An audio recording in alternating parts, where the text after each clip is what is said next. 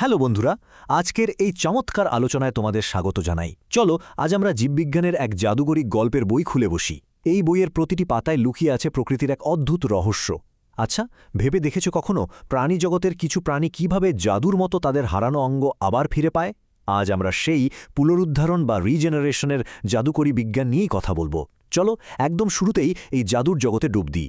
আমাদের আজকের গল্পের সবচেয়ে বড় রহস্যটা শুরু হচ্ছে একটা প্রশ্ন দিয়ে। ধরো একটা স্টারফিশ বা তারামাছের একটা বাহু কেটে গেল, জানো কি সেটা আবার জাদুর মতো নতুন করে গজিয়ে ওঠে?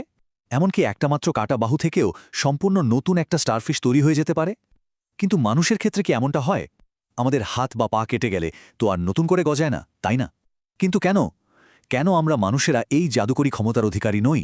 চলো গভীরে গিয়ে দেখি। গল্পের প্রথম অধ্যায়, প্রকৃতির জাদুকরী প্রাণীকুল এবং তাদের অবিশ্বাস্য ক্ষমতা।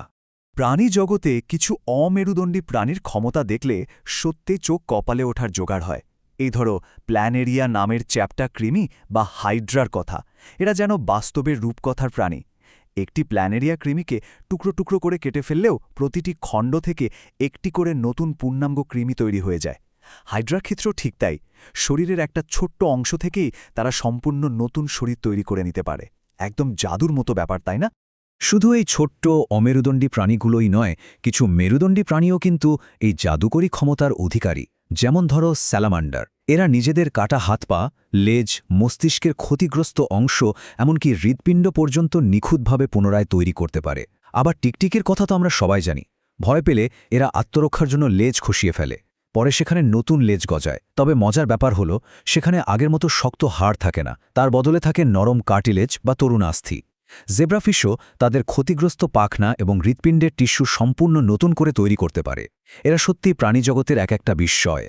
দ্বিতীয় অধ্যায়, ব্লাস্টেমা কোষের রহস্য। চলো দেখি এই জাদু আসলে কিভাবে কাজ করে। আসল ম্যাজিকটা কিন্তু লুকিয়ে আছে ব্লাস্টেমা নামের একটা জিনিসে। স্যালামান্ডার বা টিকটিকির মতো প্রাণীদের কোনো অঙ্গ কেটে গেলে সেখানে মানুষের মতো সাধারণ ক্ষত বা দাগ তৈরি হয় না। তার বদলে ক্ষতস্থানে ব্লাস্টেমা নামের এক বিশেষ ধরনের কোষের পিণ্ড তৈরি হয়। এই ব্লাস্টেমাকে আমরা একটা অণুবীক্ষণিক নির্মাণকর্মী দল বা মাইক্রোস্কোপিক কনস্ট্রাকশন ক্রুর সাথে তুলনা করতে পারি। এরা খুব দ্রুত কাজে লেগে যায় এবং নিখুঁতভাবে নতুন হাড়, পেশি এবং স্নায়ু তৈরি করে ফেলে। ফলে হারানো অঙ্গটি একদম নতুনের মতো আবার গজিয়ে ওঠে। তৃতীয় অধ্যায়ে আমরা দেখব বিবর্তনের দ্রুত নিরাময়ের সিদ্ধান্ত। কেন স্তন্যপায়ী প্রাণীরা এই ক্ষমতা নিয়ে আপোস করল। বিষয়টা খুব মজার। উভচর প্রাণীরা ব্লাস্টেমা কোষ ব্যবহার করে খুব ধীরে ধীরে তাদের হারানো অঙ্গ পুনরায় তৈরি করে। কিন্তু আমরা স্তন্যপায়ীরা বিবর্তনের ধারায় এক ভিন্ন পথ বেছে নিয়েছি। আমাদের শরীর অঙ্গ আবার গজানোর বদলে দ্রুত ক্ষত সারানোর পথটিকে বেছে নিয়েছে। আমরা কোলাজেন দিয়ে তৈরি এক ধরনের আঠা ব্যবহার করে ক্ষতস্থান খুব দ্রুত ভরাট করে ফেলি। বন্য পরিবেশে টিকে থাকার তাগিদে প্রকৃতির এই নির্বাচনে আমরা দ্রুত সুস্থ হতে শিখেছি ঠিকই, কিন্তু অঙ্গ গজানোর সেই জাদুকরী ক্ষমতাটা আমরা হারিয়েছি। চতুর্থ অধ্যায়, স্কার বা ক্ষতচিহ্ন বনাম নতুন অঙ্গ। চলো প্রকৃতির এই দ্রুত কাজ করা আঠার বিষয়টা একটু ভালো করে বুঝে নিই। মানুষের মতো জটিল প্রাণীদের শরীরে যখন কোনো গভীর ক্ষত হয়, তখন শরীর সাথে সাথে কোলাজেন নামের সেই আঠা দিয়ে ক্ষতটা ভরাট করে ফেলে। এরপর সেখানে একটি শক্ত স্কার বা ক্ষতচিহ্ন তৈরি হয়। এই শক্ত দাগটা আসলে আমাদের রক্তপাত বন্ধ করে প্রাণ বাঁচায়। কিন্তু দুঃখজনক ব্যাপার হলো, জীবনরক্ষাকারী এই শক্ত আবরণটাই একটা দেয়ালের মতো কাজ করে।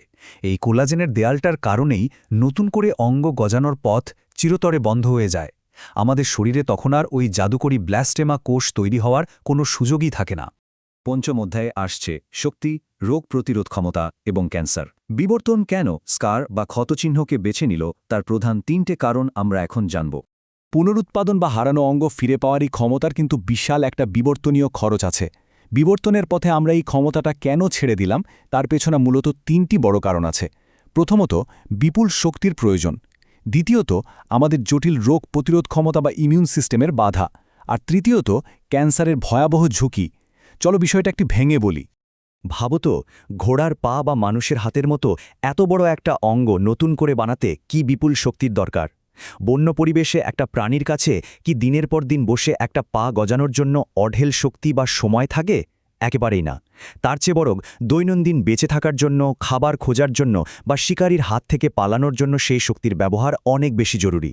তাই বিবর্তনের খালায় আমাদের শরীর বেঁচে থাকার এই তাৎক্ষণিক প্রয়োজনকেই আগে বেছে নিয়েছে। দ্বিতীয় দারুণ বিষয়টা হলো আমাদের ইমিউন সিস্টেম। আমাদের স্তন্যপায়ী প্রাণীদের রোগ প্রতিরোধ ক্ষমতা ভীষণ জটিল আর উন্নত। কোনো আঘাত পেলে শরীর সাথে সাথে বাইরের জীবাণু বা সংক্রমণের বিরুদ্ধে লড়তে এতটাই ব্যস্ত হয়ে পড়ে যে নতুন টিস্যু তৈরি করার সিগন্যালগুলো সে নিজেই বন্ধ করে দেয়। শরীর তখন ভাবে আগে জীবাণু মেরে প্রাণ বাঁচাই, নতুন হাত পা গজানো পরে দেখা যাবে। আর সবচেয়ে ভয়ঙ্কর কারণটা হল ক্যান্সার। অঙ্গ আবার গজানোর প্রক্রিয়ায় কোষগুলোকে খুব দ্রুত বিভাজিত হতে হয়। মানুষের মতো বড় এবং জটিল শরীরে কোষগুলো যদি এভাবে পাগলের মতো নতুন টিস্যু তৈরি করতে শুরু করে, তবে তা খুব সহজেই টিউমার বা ক্যান্সারের রূপ নিতে পারে। তাই আমাদের শরীর এই চরম ঝুঁকি এড়াতেই কোষের এই অনিয়ন্ত্রিত বিভাজনকে এক প্রকার চালাকি করেই আটকে দেয়। বুঝতে পারছো, এটা আসলে ক্যান্সার থেকে আমাদের বাঁচানোর জন্যই প্রকৃতির একটা দারুণ ডিফেন্স মেকানিজম। গল্পের একেবারে শেষ অধ্যায়, ঘুমন্ত জিনগুলোকে জাগিয়ে তোলা এবং চিকিৎসা বিজ্ঞানের ভবিষ্যৎ। এতক্ষণ যা শুনলে তাতে হয়তো একটু মন খারাপ হতে পারে, কিন্তু মন খারাপের কিছু নেই। জানলে অবাক হবে, আমাদের শরীরেও কিন্তু এখনও কিছুটা জাদুকরী ক্ষমতা টিকে আছে। আমাদের ত্বক কেটে গেলে তা নিজে থেকেই অনেকটা সেরে ওঠে।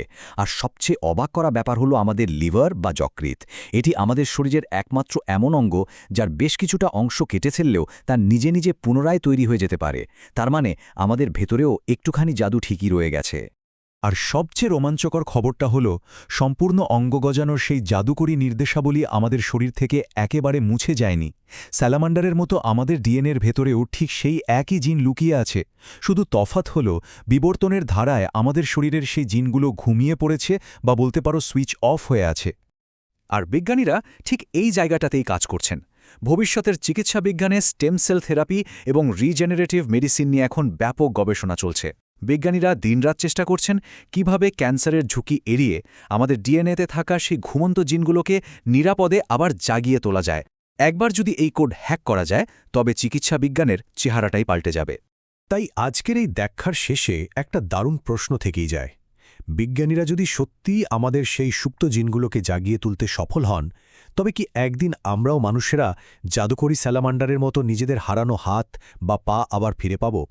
বিজ্ঞান আমাদের যে ভবিষ্যতের স্বপ্ন দেখাচ্ছে, তা কি কোনো রূপকথার গল্পের চেয়ে কম কিছু? কৌতূহলটা বেঁচে থাকুক আর বিজ্ঞানের এই অবিরাম যাত্রা চলুক।